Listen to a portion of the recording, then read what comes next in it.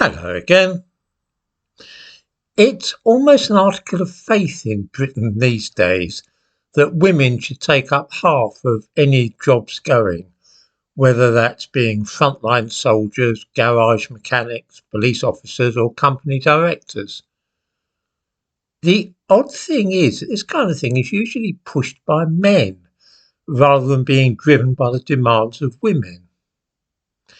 In fact, when women are really given a choice and not persuaded that it is their dream to become coal miners or work on a trawler, they almost invariably choose traditional feminine roles for themselves, which is odd and infuriates those trying to abolish sexual distinctions in our society. I thought I might give two examples of this happening, one from the Middle East and one from Scandinavia.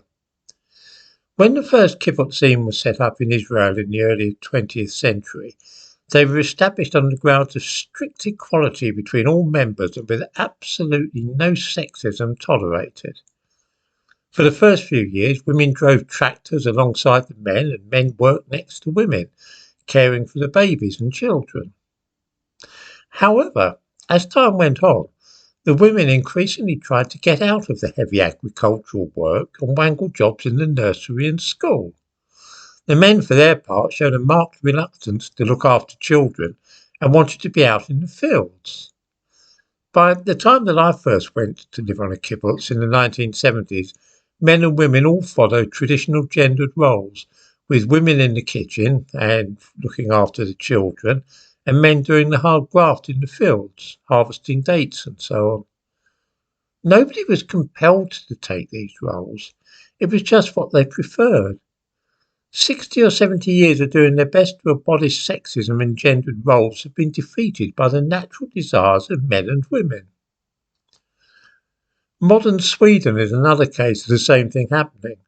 Sweden's done its absolute damnedest to get women into science, technology, engineering and mathematics. There are absolutely no bars now to women entering those fields. There hasn't been any sort of hindrance to them doing those jobs for years now. In Sweden, 34% of engineering graduates are women. In Jordan, the figure is 40%, and in Algeria, 41%. Neither Algeria nor Jordan are famous for equality for women. It seems that the more gender equality is achieved and men and women can honestly choose what they want to do, the less likely women are to want to be engineers and scientists. I noticed this same thing at the college where I worked until a couple of years ago. Heroic efforts were made to get girls to take up places in vehicle maintenance, plumbing and electrical installation, but it was a hopeless task. They all wanted to do hairdressing and childcare. I have a suspicion, and it is no more than that this is some natural and inbuilt thing rather than being social conditioning. I think that women really are better at raising children than men, that men are usually better at tasks involving inanimate objects like engines and machinery. I think men are better at these things because the objects are not living things. Most men are a bit autistic, if we're honest, and they often feel better working with objects rather than living things like babies.